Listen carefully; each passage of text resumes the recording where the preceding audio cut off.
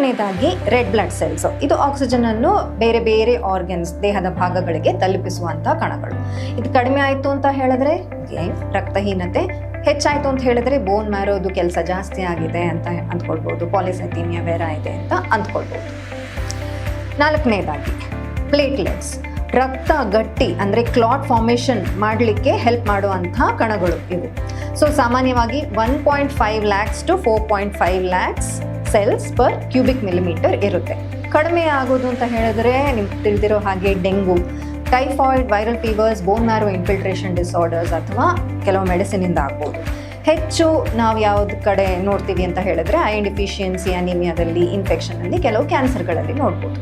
ಹೆಮೆಟೋಕ್ರಿಟ್ ಅಂದರೆ fat cell volume, ಅಂದರೆ ರಕ್ತದಲ್ಲಿ RBCಗಳು ಎಷ್ಟಿದೆ ಅಂತ ತಿಳಿಸ್ಕೊಡುತ್ತೆ. ಸಾಮಾನ್ಯವಾಗಿ ಹಿಮೋಗ್ಲೋಬಿನ್ನ 3 ಪಟ್ಟಿರುತ್ತೆ. ಇದೇನಾದರೂ ಕಡಿಮೆ ಇತ್ತು ಅಂತ ಹೇಳಿದರೆ ರಕ್ತದ ಲಾಸ್ ಆಗಿದೆ ಅಂತ ಅರ್ಥ, ಜಾಸ್ತಿ ಇತ್ತು ಅಂತ ಹೇಳಿದರೆ ಡಿಹೈಡ್ರೇಷನ್ ಇದೆ ಅಂತ ಅರ್ಥ. MCV ಅಂದರೆ ಮೀನ್ ಕಾರ್ಪಸ್ಕ್ಯುಲರ್ ವಾಲ್ಯೂಮ್.